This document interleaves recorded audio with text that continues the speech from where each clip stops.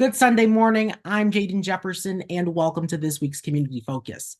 A few weeks ago, I covered the story of former Toledo television reporter Kristy Gerlett. She wanted to thank the firefighters that attempted to save her mother's life in her apartment. This was a little over a year ago. Her mother had came from Oregon to Toledo to spend some time with her daughter and support her. However, there's a new struggle Kristy says she has to deal with, and that's probate court. So I have never had to deal with any type of estate or probate or wills. My father is still here. He had cancer for many years, but my mom's passing opened up an entire new situation, an entire new world that I wasn't familiar with. And a little over 2 months after she passed away, a family friend submitted a will alleging that it was my mom's will. And after investigation and forensic analysis, that will was deemed to be a fake, fraud and product of fraud and forgery. And that just opened a whole lot of stuff with the estate and probate and a criminal investigation and civil litigation. And so, I was battling that privately while I was still working. And it was getting really hard to go on TV every day, try to process what happened in my apartment that February morning, and then dealing with all of this. So now I'm just really focusing on the case and fighting for justice for my family. Describe the feeling of having lost your mother, but at the same time having to also deal with the battle of probate. Yeah, so I look at trauma like a bomb kind of going off, and then things settle down and people go home, and the actual traumatic event is over. And that's what it felt like with my mom when she passed in front of me unexpectedly. It was a lot to handle. I did go to therapy and really work on being able to cope with the things that I saw and heard that morning.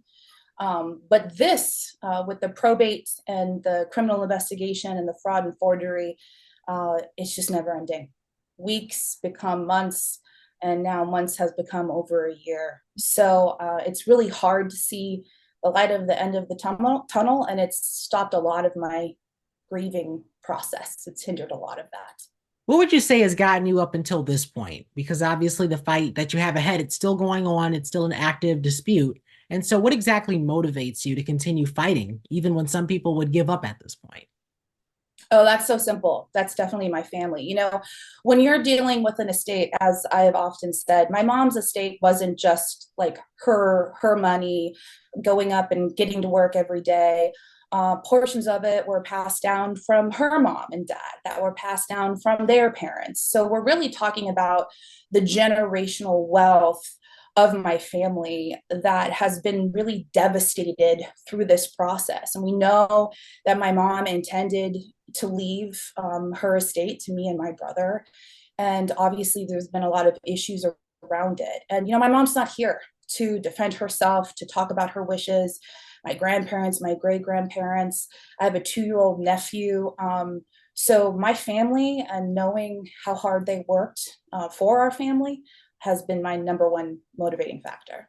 And this is a legal situation that, of course, is expensive on top of that. And no one likes having to deal with something like that because it does take time. It does cost a lot of money. And so, what advice would you give people that are in a similar situation and having to go through this process?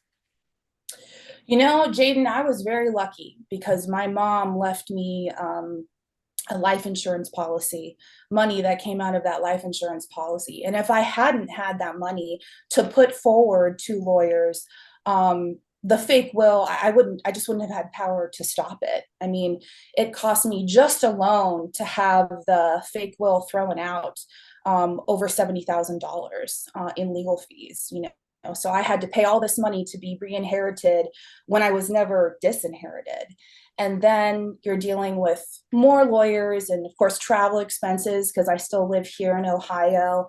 It got really expensive. And it's really unfortunate that our legal system is how it is, to where you have victims of crimes that have to come out of pocket when clearly that's not what my mom wanted me to do, right? With the life insurance money that she left. And my brother himself had also had to pay a lot of money. So it's been exhausting and financially devastating. And even though there hasn't been an actual, my mom died obviously of natural causes. There was no murder or homicide here, but there's definitely been a lot of financial deaths for a lot of people, and it should have never happened in the first place. And one of the things that you've done is use your television skills to really publicize this dispute and publicize this case and bring attention to it. And so would you say this is something that people that aren't former TV reporters should consider in their cases? Would you recommend they go that route? Well, when I was a reporter, I always asked myself, is this story something the public should know, and why? And when I decided to go public with my case, my mom's case, it was definitely a conversation that I had with my family. But I just thought it was so important because there are so many lessons that I have learned in this process, and I'm still learning them as I go through this. But the biggest lesson that I definitely have learned is you have to have conversations about wills and estate and wishes after somebody passed away. Do I think that my mom ever in a million years would have thought that somebody would have faked her will? No, not at all. But it happened. It happened to my family. It could happen to your family. So it's really important to have those conversations and have those documents in order while the person is still alive. Wise advice. Thank you so much for your time. Thanks, Jaden. Thank you. And that's this week's Community Focus. I'm Jaden Jefferson. Have a great rest of your week.